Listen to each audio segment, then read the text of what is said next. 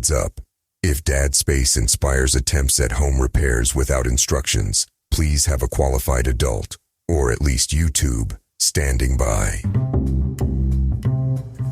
Hey, welcome back to Dad Space, podcast for dads by dads. I hope you're doing well.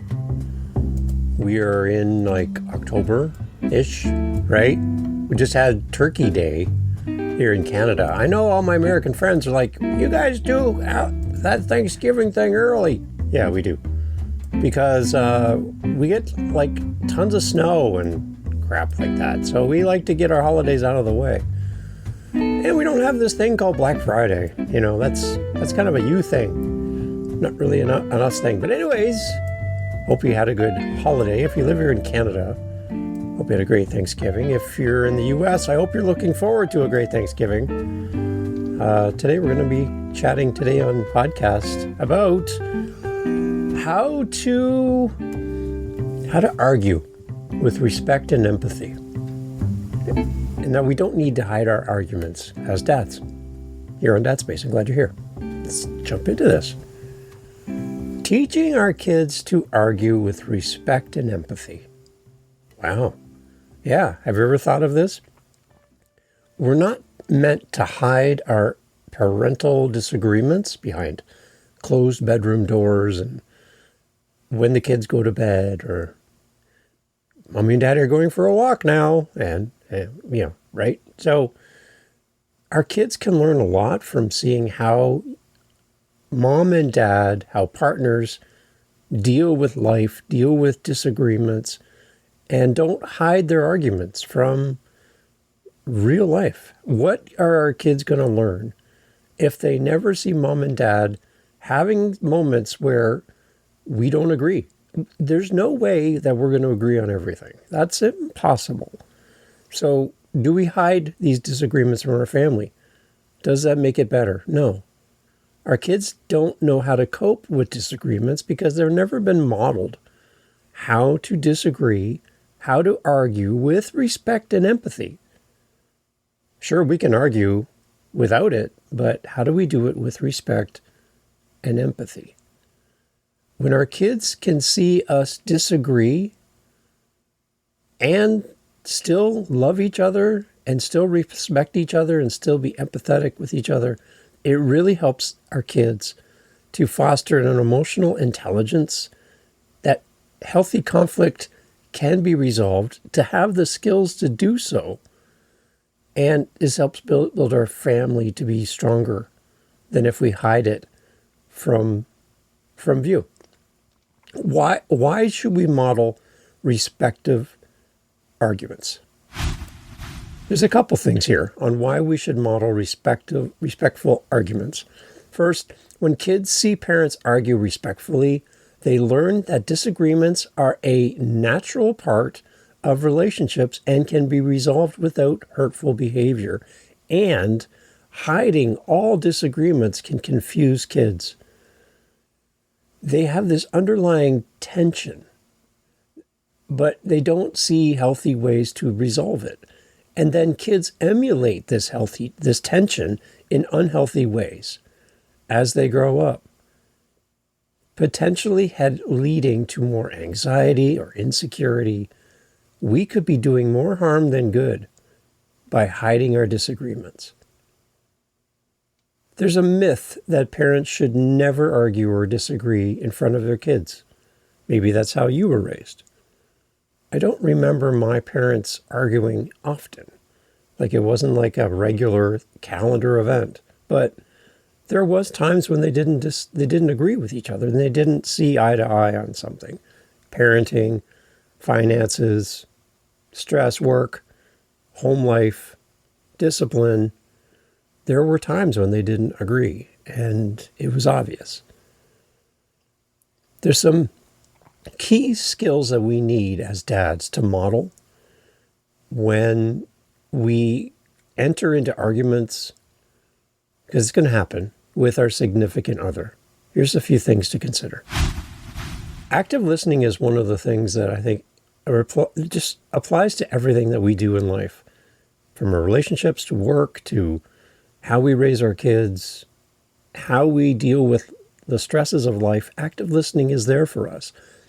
Engage in conversation where everyone gets to express their point of view without interruption.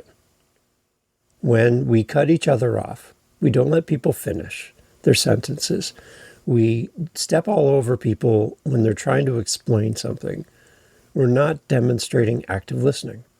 We're listening so that we can know when to speak next, instead of listening to hear what is being said.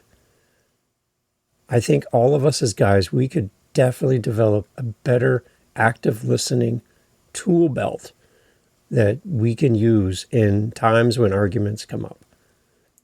I statements, use language like I feel concerned when, instead of blaming or using accusatory type statements about you or whatever, the kids, you don't know what you're saying, you know what you're doing. I feel concerned when brings back the attention to you and how you're feeling in the moment and is less confrontational. And acknowledge different perspectives and validate that the other person's feelings or viewpoint is important. This helps to reinforce and teach that empathy and mutual respect lives in our home. It's something that we can model for our kids. They need to see us actively listening, using I statements instead of you, and acknowledging perspectives that are not ours. Kids really do benefit from seeing disagreements that end in compromise, understanding, or affection that reconnects, even when there's a disagreement, rather than unresolved tension, aggression, door slamming, silence, and tearing each other down in front of the kids. Having repair moments. This is interesting. Having repair moments after conflict, showing how to apologize, how to reconnect, how to own a mistake, a misunderstanding. It helps to model for our kids how to live and demonstrate these essential social skills. It's crucial. We need to enable our kids to voice their own perspectives within the family without feeling talked over, without being accused of something. And we need to acknowledge their perspectives.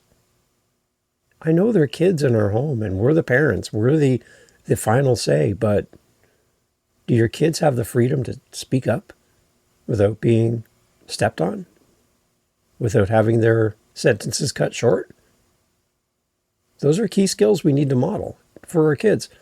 We need to foster and help them foster their ability to disagree respectfully with the peers in the home and with adults.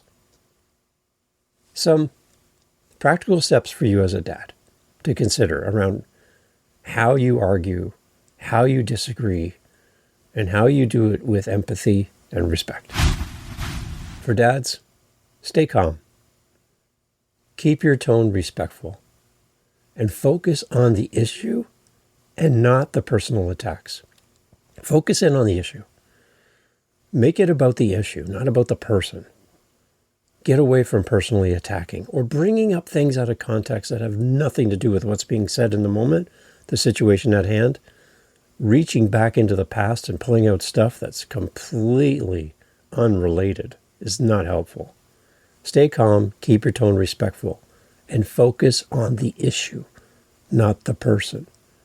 Use disagreements as teaching moments for problem solving and compromise. After conflict, discuss what happened and model reflecting, apologizing, and reconnecting and rebuilding a relationship that's just gone through some pretty substantial disagreements. There's an underlying tone and reason why this disagreement happened in the first place. Lack of communication, busyness, stress, misunderstandings, being misheard, not being heard. Many, many things could be part of this. Dads, I just want you to be encouraged to embrace who you are, truly. Be authentic. Have respectful conversations in your home. Realize that you're on display in front of those kids.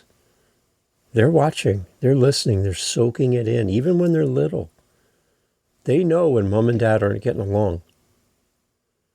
Allow your kids to see the full arc of a disagreement, all the way through to resolution. And by doing so, help them shape their emotional resilience growing up. They'll be able to take these demonstrated skill sets into their life, into school, into their own relationships when they become adults. You'll help them to get the right tools to do what they need. It's going to help them to become more empathetic as adults, better equipped to handle conflict thoughtfully, because mom and dad didn't hide it in the bedroom. They didn't hide their disagreements from public view. They lived life in front of their kids. Dirty warts and all. All of the ugly cries and all of the misunderstandings, the things that we do that are not great, even to the people we love the most. But they see us trying. And by seeing us try, fail, and rebuild relationships through arguments, I think it helps our kids to have better tools for them to grow up with.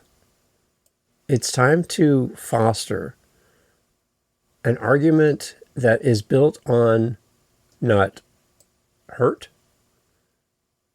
but is built on respect and empathy. And as dads, that's for us to live in front of our kids. So, in your next argument, respect and empathy has to be at the front of your mind as you go toe-to-toe with somebody about something that's not going well. And on the other side of an argument that's has a foundation in respect and empathy, I think you're going to see a different result. Remember what we talked about here. Use your active listening. Avoid those you statements. Make it I statements. And acknowledge other people's perspectives. You might not be right in this next argument. Just keep that in mind.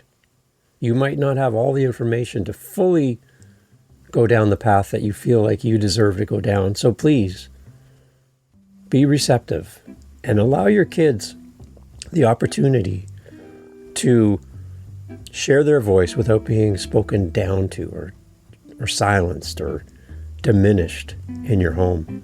Teach your kids how to be great at arguing, because you've modeled with them and for them, with your partner, that respect and empathy are the key elements to the best arguments with the best results. If you need any help, you just want to chat, dadspace.ca. I'd love to talk to you. Thanks for being here. And for your next argument, respect and empathy. Thanks for listening.